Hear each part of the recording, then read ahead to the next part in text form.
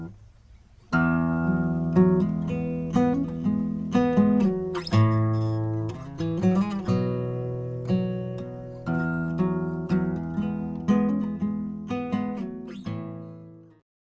dia a todos. É uma alegria muito grande que nós podemos estar aqui celebrando mais um culto da nossa paróquia de Nova Petrópolis. Eu saúdo a todos com a palavra bíblica do lema da semana, que se encontra na carta aos Hebreus, capítulo 2, verso 12, que diz: Como ele diz: Ó Deus, eu falarei a respeito de ti aos meus irmãos e te louvarei na reunião do povo.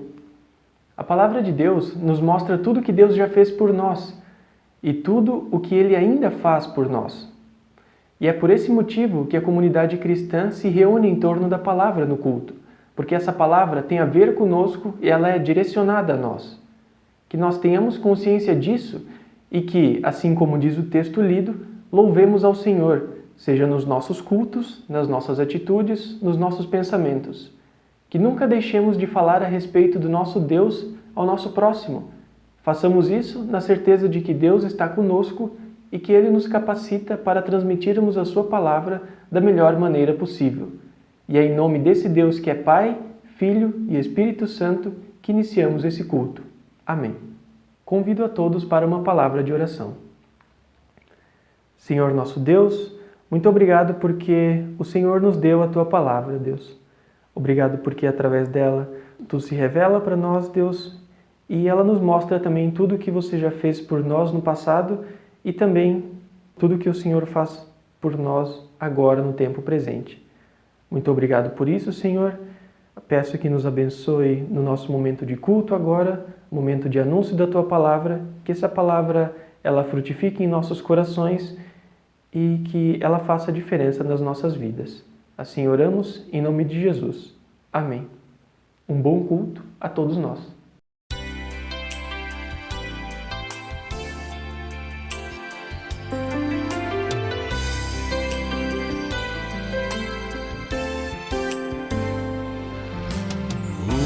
Só rebanho, só pastor, uma só fé em um só Salvador, em Teu amor unidos aqui, no mesmo Espírito vamos a Ti, no mesmo Espírito vamos a Ti. Um só rebanho, um só pastor, fruto, ó Senhor, desse Teu grande amor. Só nos gloriamos na Tua cruz, sê Tu louvado, bendito Jesus, sê Tu louvado, bendito Jesus. Um só rebanho, um só pastor, ó Cristo, és digno do nosso louvor.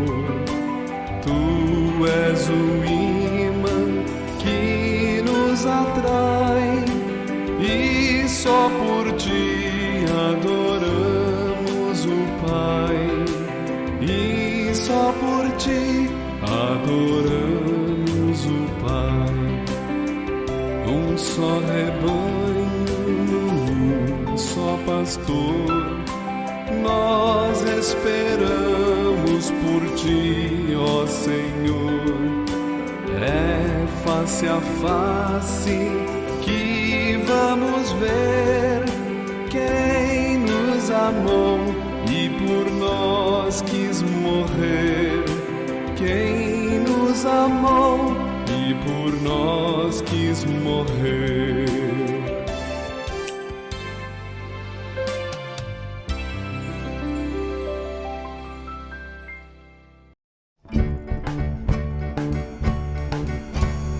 Vede que grande amor nos tem concedido nosso Pai. Vede que grande amor nos tem concedido nosso Pai.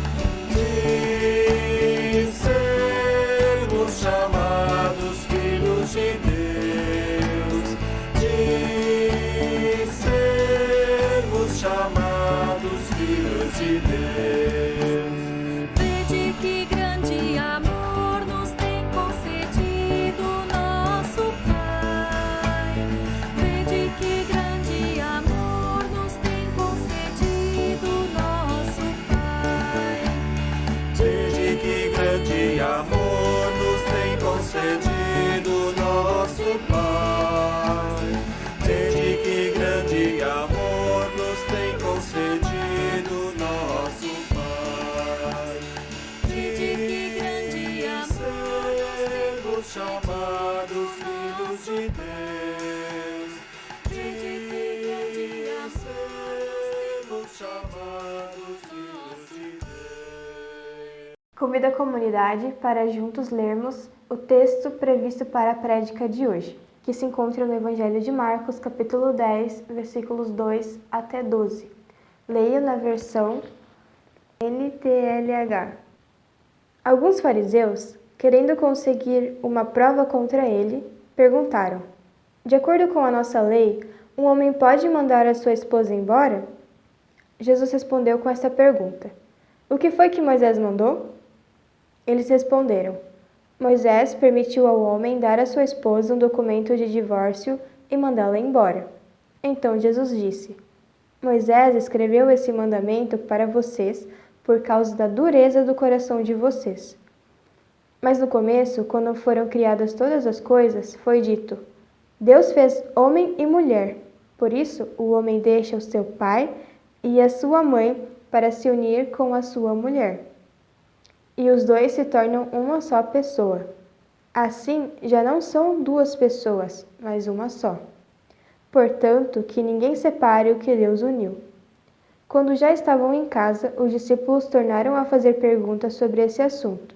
E Jesus respondeu: o homem que mandar a sua esposa embora e casar com outra mulher estará cometendo adultério contra a sua esposa. E se a mulher mandar o seu marido embora e casar com outro homem, ela também estará cometendo adultério. Até aqui a leitura. Amém. Eu desejo que a graça do nosso Senhor Jesus Cristo esteja com todos nós. Amém. O mundo em que nós hoje vivemos é bem diferente do mundo em que Jesus vivia. Os tempos antigos eram outros. Leis e costumes eram diferentes das leis e dos costumes dos nossos dias. Mas, no fundo, a situação do ser humano continua sendo parecida. As necessidades do ser humano e a realidade do pecado e também a restauração pela graça de Deus continuam valendo para todos os tempos, para todas as pessoas, para todas as famílias e para todos os casais. No texto de hoje se fala sobre o casamento, ou melhor, sobre o fim do casamento, sobre o divórcio. Algumas traduções bíblicas usam o verbo repudiar para divorciar, que significa mandar embora. De acordo com as leis dadas a Moisés em Deuteronômio capítulo 24, o homem, e somente o homem, poderia mandar a esposa embora, dando-lhe antes uma carta de divórcio.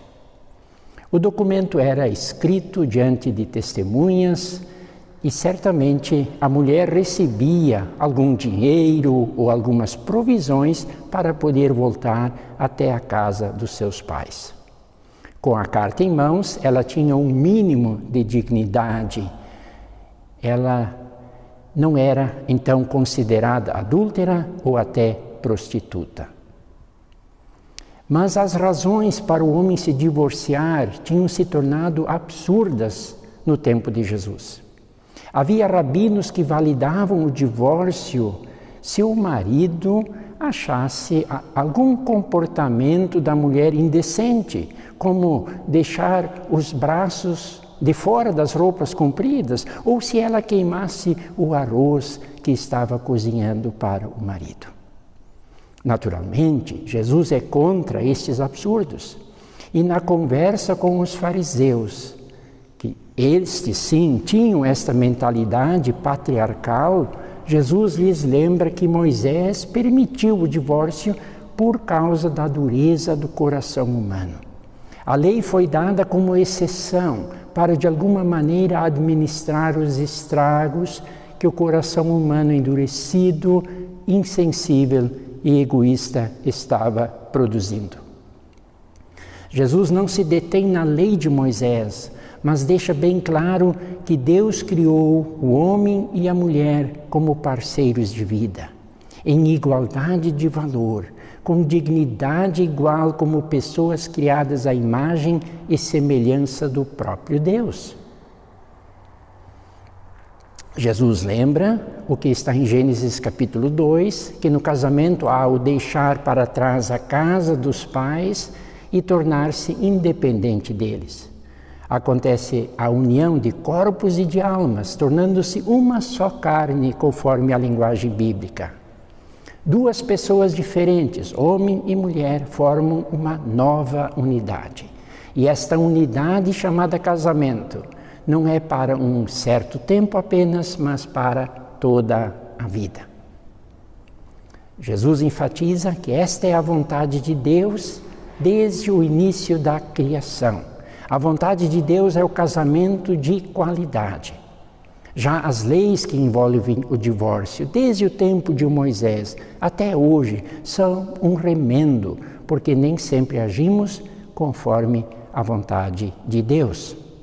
No final do nosso texto, no versículo 11 e 12, Jesus fala em particular com os seus discípulos o seguinte: todo aquele que se divorciar de sua mulher e se casar com outra mulher estará cometendo adultério contra ela. E se ela se divorciar de seu marido e se casar com outro homem, estará cometendo adultério. Difícil de aplicar estas palavras hoje. Eu entendi mais ou menos assim o recado de Jesus. Ora, se você, homem, mandou tua esposa embora por motivos fúteis, tu ainda estás unido a ela.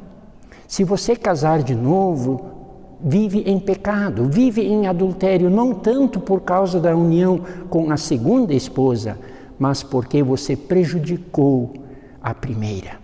Você humilhou e desprezou aquela com quem fez os votos diante de Deus. Nós não podemos afirmar que Deus é contra o segundo casamento em nossos dias hoje. Não. Que Deus é contra o casamento de pessoas divorciadas. Inclusive a ECLB concede a bênção matrimonial ao novo casamento, conforme os documentos da igreja, quando for confessada a culpa, assumidas as consequências do vínculo desfeito e quando for constatada a seriedade de um novo compromisso matrimonial. Todo o ensino de Jesus se resume na lei do amor a Deus e do amor ao próximo. E antes vem o amor do próprio Deus por nós. O amor e a graça de Deus podem se revelar num recomeço de vida a dois, numa nova caminhada. Claro que é necessário se abrir a este amor de Deus. E a melhor forma de aceitar o amor de Deus é estar disposto a pedir perdão, a perdoar e também acolher o perdão que me é oferecido pelo outro. E é importante que o perdão, ou que um mínimo de boa convivência aconteça entre os ex-cônjuges e seus filhos. Porque os filhos do divórcio precisam e merecem viver num clima pacífico, de proteção física e de segurança emocional. Nós, como igreja, não podemos tratar pessoas divorciadas como se fossem membros de segunda categoria. Não, nós precisamos acolhê-las, nós precisamos dar espaço para participarem e servirem com os seus dons. O que Cristo nos anima a fazer é investir em nossos casamentos, gastar tempo e energias em mais diálogo, aceitando as diferenças, valorizando os dons do outro, olhando para as plantas floridas nesta primavera. Vamos lembrar que também o amor entre o casal precisa ser cultivado para que possa florescer. Tenhamos tempo de lazer com qualidade. Cuidemos para que o trabalho e a ânsia de ter coisas não sejam colocados acima do mais importante, a relação respeitosa e afetiva entre o casal. Aliás, é necessário investir em nossos relacionamentos em geral, seja de namoro, de amizade, de coleguismo no trabalho, na relação entre pais e filhos, entre avós e netos também.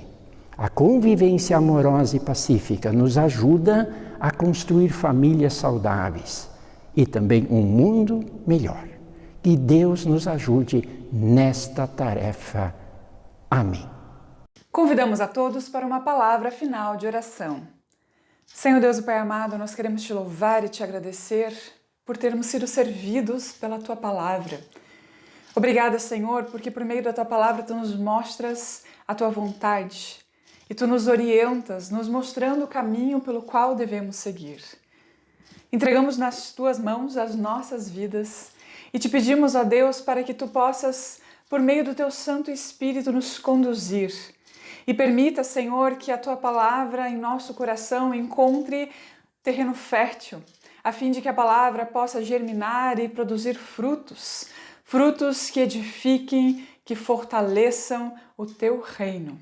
Ó Deus, que sejamos bênção neste mundo, que as nossas vidas possam abençoar a vida de outras pessoas, que por meio do nosso testemunho, pessoas possam ser abençoadas, pessoas possam conhecer mais a Teu respeito. Entregamos nas Tuas mãos também, ó Deus, a nossa intercessão. Tu sabes, ó Senhor, quais são os motivos que pesam dentro de nós. Tu sabes, Senhor, das pessoas que estão sofrendo por enfermidades físicas ou enfermidades do coração. Tu sabes, Senhor, pessoas que sofrem de doenças, também aquelas que sofrem de tristeza, de angústia, aflição. Entregamos essas pessoas diante de Ti, na certeza do Teu cuidado, na certeza de que Tu as conheces e de que, Senhor, no momento certo trarás a melhor resposta. Aos corações desanimados e desalentados, Te pedimos para que Tu lhes traga alento, força, ânimo e esperança. As pessoas que estão enfermas fisicamente, se for da Tua vontade, que sejam curadas e tenham suas dores aliviadas. Entregamos também, Senhor, famílias que porventura enfrentem dificuldades financeiras. Olhe por elas e permita que tenham o sustento necessário, aquilo que precisam para a sua sobrevivência. Entregamos assim, Senhor, todos os nossos pedidos, entregamos diante de Ti tudo aquilo que nos inquieta e confiamos em Teus cuidados. Agradecemos porque podemos colocar tudo nas Tuas mãos, na certeza de que Tu, ó Deus, nos ouve e de que no momento certo estarás nos respondendo. Também queremos neste momento orar a oração que Jesus Cristo nos ensinou, dizendo: Pai nosso que estás no céu, santificado seja o Teu nome. Venha o Teu reino e seja feita a Tua vontade, assim na terra como no céu. O pão nosso de cada dia nos dá hoje e perdoa-nos as nossas dívidas, assim como nós também perdoamos aos nossos devedores. E não nos deixes cair em tentação, mas livra-nos do mal, pois Teu é o reino, o poder e a glória para sempre. Amém. Que o Senhor Deus te abençoe e te guarde, que o Senhor faça resplandecer o seu rosto sobre ti e tenha misericórdia de ti. Que sobre ti o Senhor levante a sua face e te preencha com a sua paz. Que o Senhor permita que por meio da sua paz você seja uma bênção. Amém.